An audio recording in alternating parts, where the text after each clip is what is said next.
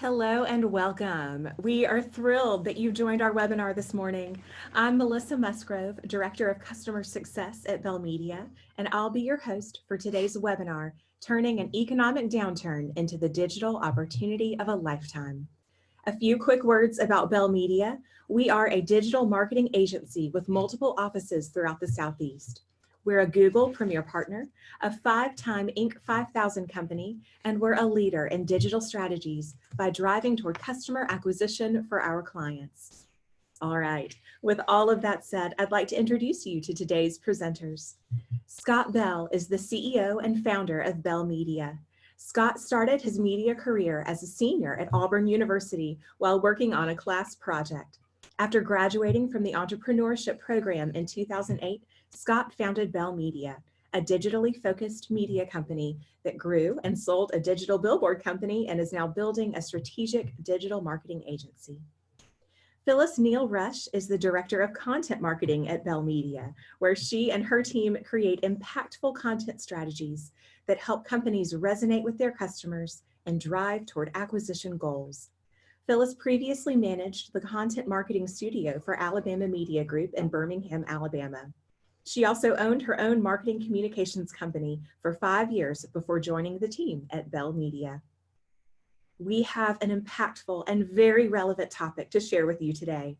As economists predict an economic downturn, we're here to tell you how it can become the digital opportunity of a lifetime and give you tangible takeaways of things you can do right now to prepare. A few housekeeping tips. Throughout the webinar, we encourage you all to ask questions. Type those into the Q&A section of the webinar menu, and Scott and Phyllis will address them at the end of our webinar. Both of our presenters are on video this morning. To see both of them, scroll up, select View Options, then click Side by Side. And with that, I'll turn it over to Scott to get us started. Awesome. Thanks for the introduction, Melissa. And I want to thank everybody who's joining us here today. It's a very important topic, whether you're in marketing, whether you're an executive, and it's certainly timely. There are definitely some indicators out there that there is a little bit of a looming recession. I do want to get into the agenda. Before I do that, I do want to state Phyllis and I are sitting right across the table from one another, so we may be looking at each other. It's not that we're kind of gazing up into the sky. So we may have some dialogue throughout this. Also, again, now that I'm speaking, if you don't see my video, go to the top, go to View Options, and then Side by Side. And it's not going to hurt my feelings if you don't want to look at me, so you can turn me off as well. But as far as the agenda today, again, we've got a really kind of rich agenda. We want to first start by, what is a recession? Let's define that. How do consumption habits change during a recession, and how do we prioritize those purchase decisions? How can you prepare? How can you execute on kind of taking advantage of a recessionary period? And then we'll recap some major takeaways. After that, we'll have a Q&A session where we'll take some questions. So the whole agenda today should take about 30 minutes. So let's start by defining what a recession truly is. Simply put, it's a fall in GDP for 2 successive quarters. How this manifests itself is through consumer habits and consumer spending. We typically pull back. Maybe we're a little bit more discriminating with the purchases that we make. Manufacturing usually sees a decline. Marketing budgets are usually pulled back. And in addition to that, maybe headcount is reduced, or maybe hiring forecasts are kind of stunted a little bit.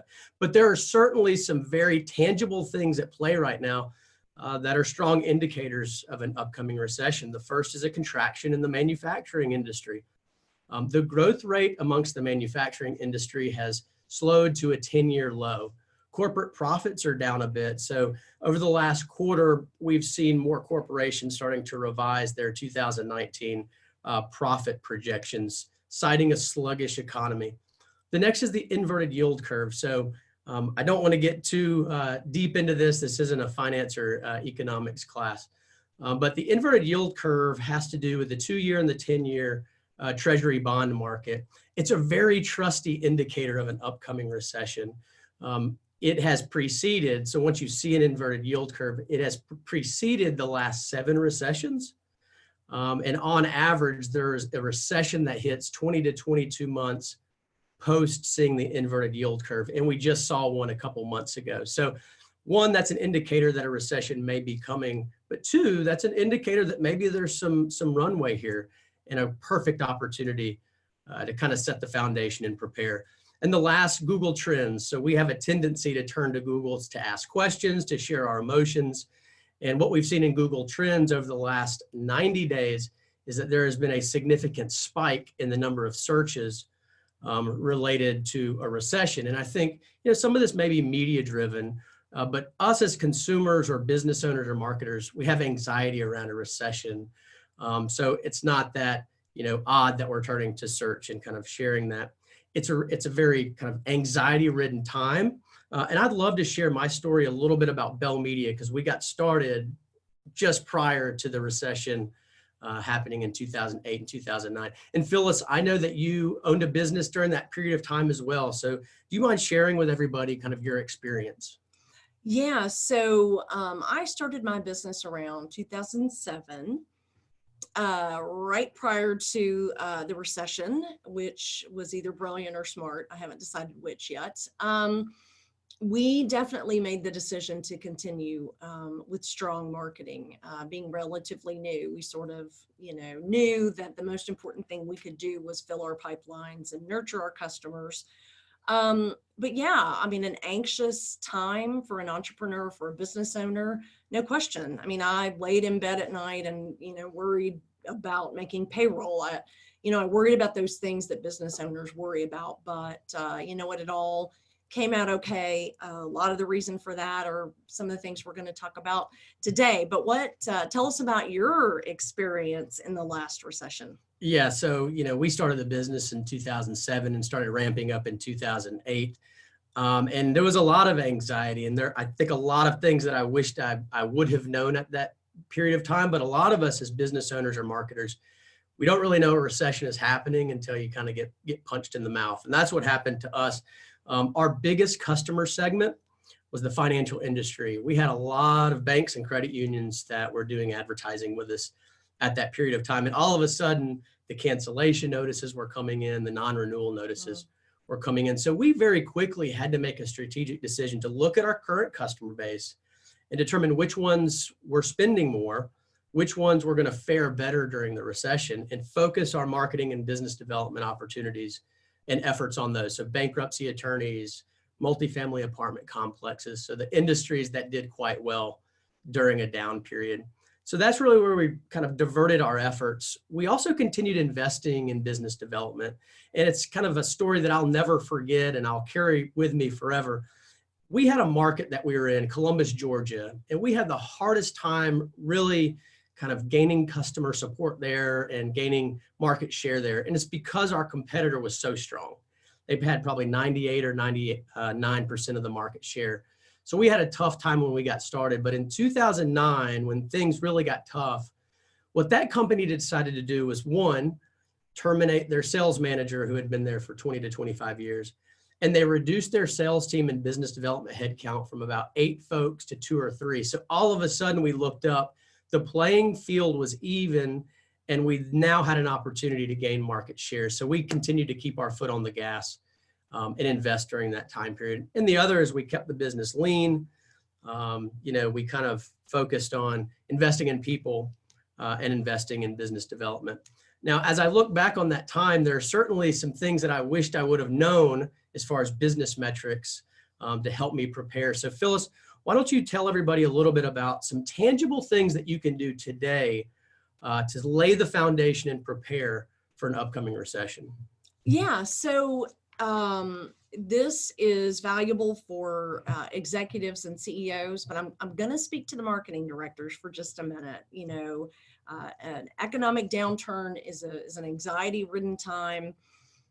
You could be in the type of business where there are decisions being made right now about whether or not to continue your marketing budgets. So right now, you got to really focus on locking in on a couple of quantitative measures about how you're doing today so that you can speak to how you need to to be behaving with regard to marketing investments. And the first way that you do that is to really understand which marketing channels have been the most successful for you, and the most measurable, really. So you've got traditional media, TV, radio, print, public relations, and you've got digital media. Fortunately, digital media is infinitely easy to measure. You've got to think through and land on what your current marketing ROI is versus what your target ROI was, right? So the ROI you probably planned this time last year when you were budgeting for 2019, and then how you're pacing toward that right now. There are two other metrics that Scott and I and the whole team at Bell Media really believe in a lot. And those metrics are, what is the lifetime value of your customer? So from the day that you sign a contract until the day the contract's over and the customer leaves you on average, what does that look like? What's the revenue implication? And then the other metric is, what's your customer acquisition cost? How much does it cost your organization to land a new customer?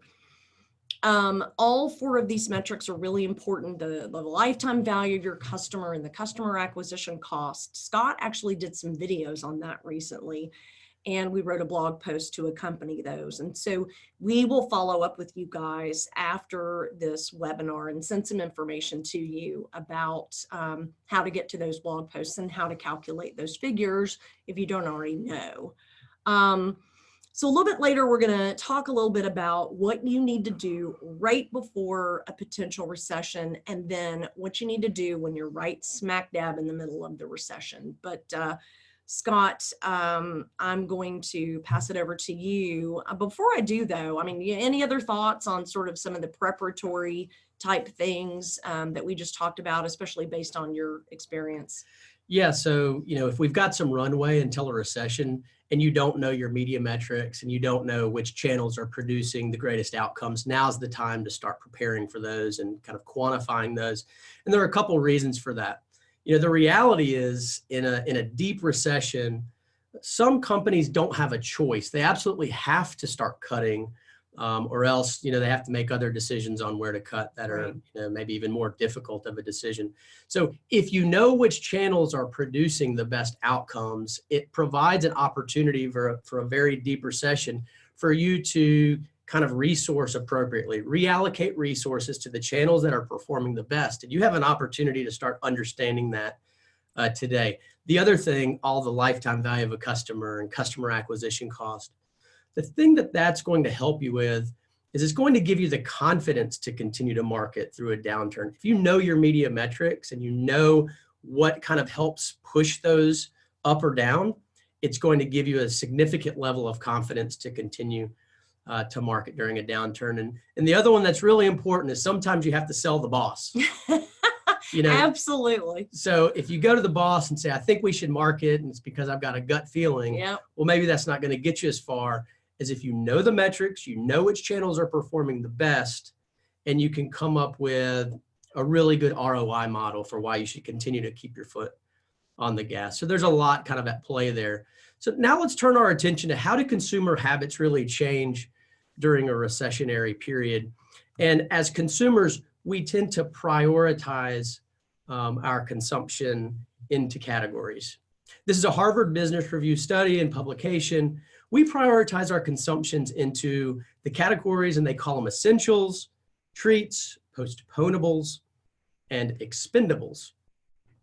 Essentials would be those things that we are going to continue to invest in, we're going to continue to spend because we personally believe that they're essential to our everyday lives. So treats, those may be small indulgences. Typically during a recessionary period, we want to get our mind off of things. We're willing to invest in experiences and small treats for ourselves. I think what's indicative of this is the moviegoer experience. So historically, movie theaters do quite well during a recessionary period. In fact, I think it was 2008, 2009, moviegoers and revenue spiked 17%. It's like we want to get out of that recessionary mindset. Escape. Right. So we're willing to invest in experiences and treats. Postponables. These are things that maybe we need or maybe we want, but we're willing to postpone the purchase of those items until times are good again. The automobile industry is a very good example of a postponable purchase. And then an expendable, this could be something that maybe you don't need and you're going to do without during a recession because it's just something that you don't specifically need. But everybody on the webinar today, I think it's really important that you start here and think about your customer base. How might your customers prioritize their consumptions? Go through that exercise now to go ahead and start planning for 2020. So now let's kind of move it over, taking advantage of a recession. What can folks do today? Yeah, and before we leave the concept of these different consumption categories, Scott, I think it's good to point out that what people consider an expendable versus a treat may depend on their socioeconomic background. To some people, plastic surgery, may be an essential. Botox may be an essential, not naming any names. But to other people, they would be expendable. So certainly take all of those things and the demographic of your customer into consideration. So taking advantage of a recession, this is where the rubber meets the road. This is the stuff that permits you to slip in there and maybe have your best 3 to 4 years ever in the history of your business. So let's talk about what you can do now, pre-recession, pre-economic downturn, to prepare so that you're ready to capitalize on it. So where to start? The place that we recommend that you start are with your owned assets. So that is to say the things that are branded that you own. Other things could fall off the face of the earth, but you're still going to own your website. You're still going to have your curated list of email addresses. You're still going to have your blogs, your case studies. And so take inventory of those things that you own and that you control. We're going to talk a little bit about how you might tweak them going forward. The second thing that we recommend that you do is pinpoint those promoters. So those customers or prospects or friends of the business that, they like your posts, they rank you really high, they say nice things about you, they offer testimonials. These are really super valuable assets to the company. So we recommend that number one, you sort of take stock, you make a list. Number two, you approach those people offline and you have conversations and you thank them for being such a promoter of the business. And then the next thing is perhaps you figure out some sort of value add for these promoters to encourage them to continue doing the things that they've sort of been doing anyway. That kind of organic relationship and organic outpouring of support for your business can really be something pretty important to you during a time that businesses are sort of slowing down on their spending. Scott, it's at this point, you always reference net promoter scores. Do you want to sort of say a word about how that impacts the promoter concept? Yeah, absolutely. So I think this is a really important concept. As Phyllis stated, you can understand your social followers, who's engaging with you. You can do that online, but you could also do it, offline, understanding who your best customers are and who are your biggest advocates. But you can also leverage technology. So understanding your net promoter score, you can gather that through some simple tools like, one platform is called Delighted. Delighted.com allows you to send your current customers, a quick survey, and you can start to understand who your most loyal customers and who are your promoters. Promoters are going to be the ones that are most likely to refer you to other people, which can help you throughout that recessionary period. Promoted is another platform, promoted.io.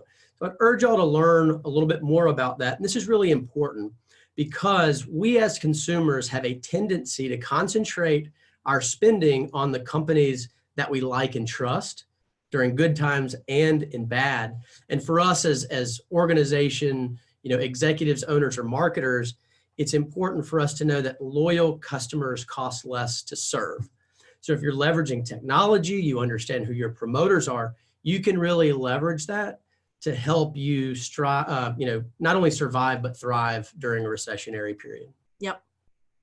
Great points all. And to sort of expand or expound upon that concept, let's talk about reviews for a minute. According to Qualtrics, 93% of consumers online are influenced to make a purchase based off the reviews that they took a look at. That's a profound statistic. So there are a lot of different platforms on which reviews can be performed. The ones that probably come to your mind right away are Facebook and Google, but depending on the vertical you're in, there are, a number of places where people can leave reviews. So we know that new business can be maybe a little bit harder to come by during a recessionary period. And so help consumers make the decision to do business with you. Make a concerted effort to ask for reviews. And my recommendation is that wherever and whenever you get a review, respond to it and respond to it quickly.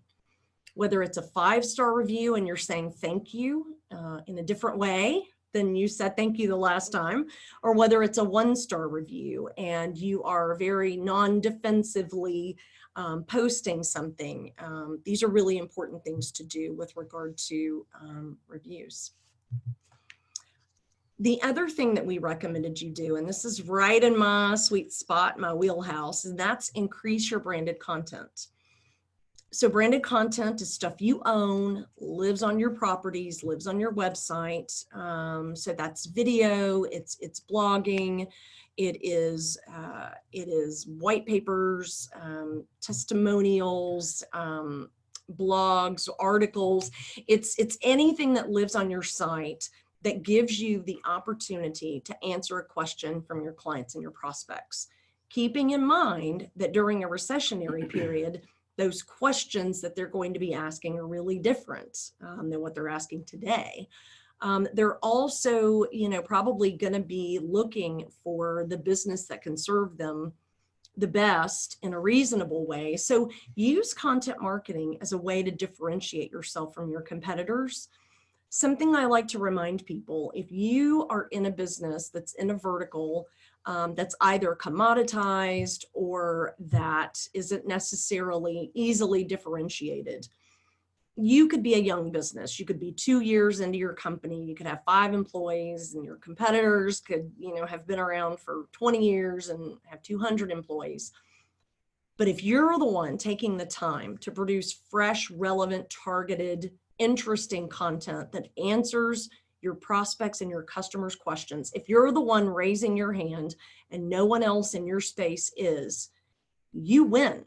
You're the guy that's setting the tone for answering those questions. You're becoming the trusted advisor, and people purchase on a know, like, and purchase basis. So increase that content you have. You're going to need it during the recession, and I'm going to tell you why in just a second. The next thing that you want to consider doing is to reconsider your value proposition. So we're not suggesting you change your business model or that you change your core offering, but there are a couple of different things you may want to consider about what your value proposition was previously to what you consider it today. For example, do you offer financing? In the past, financing may have been like a sidebar for your business, but perhaps you inch that closer to, the center of your website and your value proposition, as that's going to be valuable to people during a recession. Other examples might include things like maybe you just offer one product or service today. You may want to think about tiering those out so that you've got different tiers of products and services for people to choose from. We were just talking about reviews. If you've got hundreds of 5-star reviews, put those smack in the middle of your website. You want to promote those as best you can. Likewise, if you've got lots of customers saying great things about you in the form of testimonials and you've written case studies, let's market those. Let's put them very close to the eyeball on your website so that people consume that first. So be thinking through those things that can enhance and perhaps slightly broaden your value proposition, so that you're reaching the largest number of eyeballs possible. So I'm going to pass it over to Scott to sort of talk about recessions through the years, but I just want to wrap up that previous section by saying, in summary, here's what you got to do in advance of the recession. You've got to plan.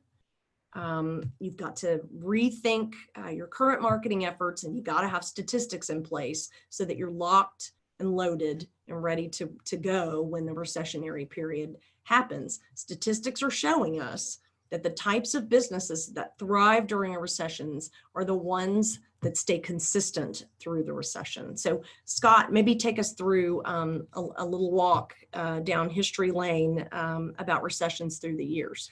Yeah, absolutely. And I think what you shared about things people can do today is really important, because I think what you want to do as a marketer is think about how you can reduce the friction to help people purchase. Yep. One mechanism is, appealing to the right audience. Another is, kind of bridging that trust chasm. So making reviews front and center during a time where, people are maybe a little bit more